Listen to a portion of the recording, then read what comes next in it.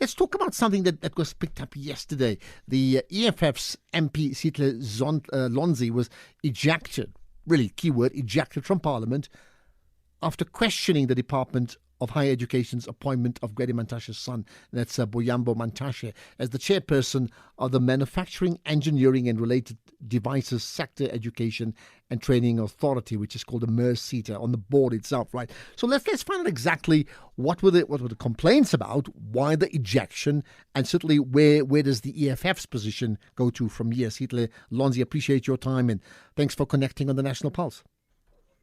No, thank you very much, and want to take this opportunity to greet all the listeners at home. Thank you. So let's start with, firstly, your point. You raised some issues in Parliament. What were they?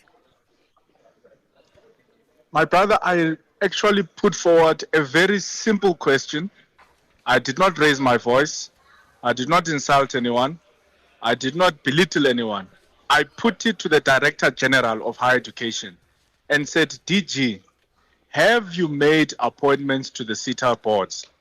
Before the DG could even reach out to his microphone to respond to my question, the chairperson of the Portfolio Committee of Higher Education, Letsia, jumps and says to me, the DG cannot answer that question. I then asked the chair to say, why are you responding on behalf of the DG? Because we're not talking about someone who is not here. We're talking about someone who is sitting right across me.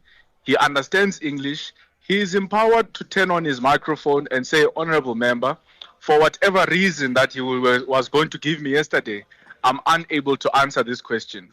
So they did not want to allow me to pose that question.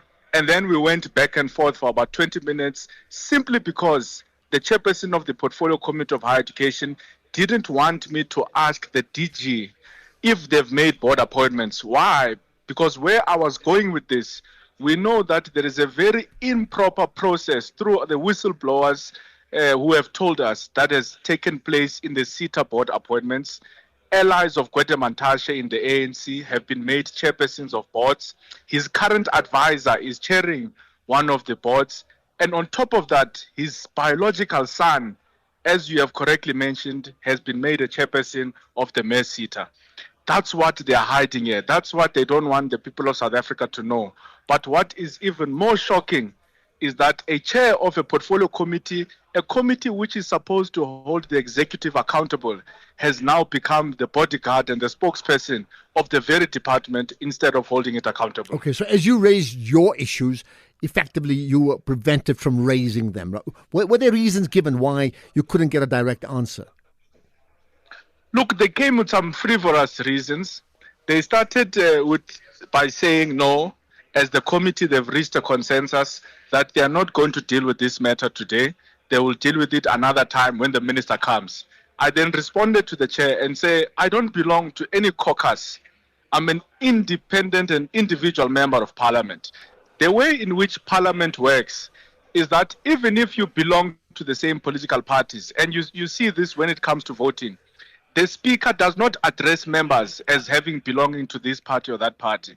All of us are addressed as individual members of parliament. So I made the point to the chair to say, I am not part of any caucus which wants to evade accountability.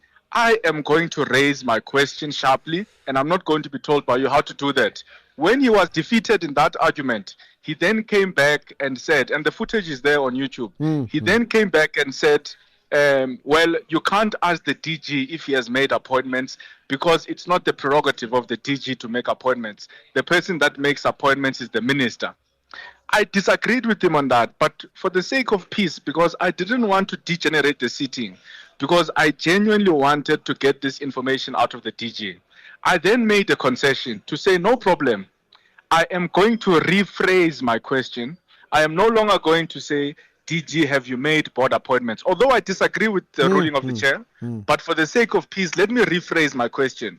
I then rephrase my question and say, DG, as the Director General of Higher Education, are you aware?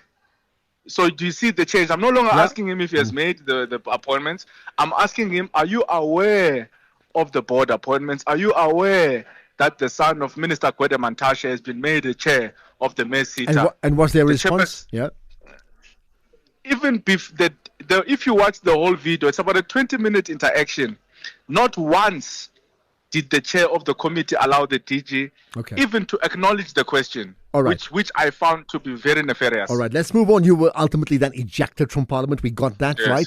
How, in terms of the thrust of your question, what is it about the appointment or the potential appointment of Gwede Mantashe's son, Buyambo Mantashe, to the SETA board that so, angers or infuriates or concerns you?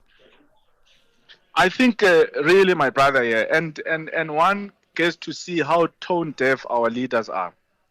A few days ago, we received the statistics in terms of the number of unemployment in South Africa, the number of young unemployed people in South Africa, almost half the youth population, close to 3 million of them. They are not in education, they are not in training, the so-called NEET youth. Now, the SETAs are supposed to play that role of upskilling our young people, upskilling our population, especially those who are not either in the university space or in the TVET space. Now, for many years, comrades of the ANC and leaders of the ANC have used the SETAs to loot them, steal money from the SETAs. By the way, when we watched that committee, we're getting a report from the construction SETA, and it is shocking when we read here things from the SIU like 300 million rands has gone missing, money was paid to the wrong account. So those are the stories we get to hear. And these are all manufactured problems which ANC people use to loot and steal money from the SETAs. All right, I hear that. Let's then be specific. I mean, in a case like this, right, do you think that that the law doesn't prevent a son of a sitting MP or cabinet minister from being appointed to a board, does he? It doesn't, but it becomes problematic when members of parliament want to understand which process was followed.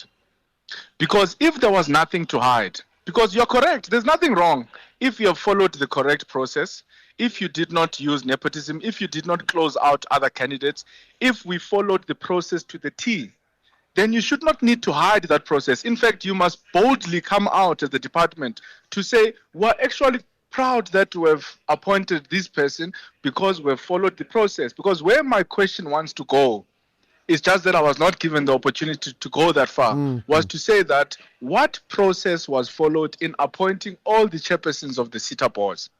And that is where the people of South Africa were going to see that not the correct processes were followed. Because remember, the current Minister of Higher Education and Training was the Deputy Minister of Minister Gwede Mantashe under DMRE. So already that conflict, someone who was a Deputy Minister of Gwede finds herself being a Minister of Higher Education, and then next thing is appointing the son of Gwede. On top of appointing the son of Gwede, is appointing the current advisor to Gwede currently, if you check. All right. I mean, clearly the story has got so many legs to it. Are you at all questioning, besides the proximity to Gwede Mantashe, his son and father and son, are you questioning the actual qualifications and the suitability of Buyambo Mantashe for the job at all? The only way for us to find out is if there is transparency. I don't want to make any conclusions about Buyambo. I am simply asking the question. I am saying to the department, can you please be transparent about your processes when it comes to appointing board chairpersons and board members in the SETAs and many other entities in higher education? I don't want to individualize the matter, because whether it's Gwede's son or it was Cyril Ramaphosa's son or Paul Mashatile's son is neither here nor there for me. Really what we want to find out is, did you follow the correct processes at the department? And because they are so coming clean and accountable, they are actually the ones who are forcing us to want to dig further to say, why is this information being hidden? Maybe there is more to it than the eye and further sees. digging, I'm sure you will do. Just a quick one then. I mean, would you then, in broad terms, without looking at these two names, would you support the proposal that, in fact, a father and son or son of a board member or a cabinet minister should not be appointed to a board? Yes, no? I wouldn't support a universal statement like that, especially because I think that the Constitution of South Africa protects all of us as individual citizens. Freedom of expression, freedom of association, freedom of work, and all of those things.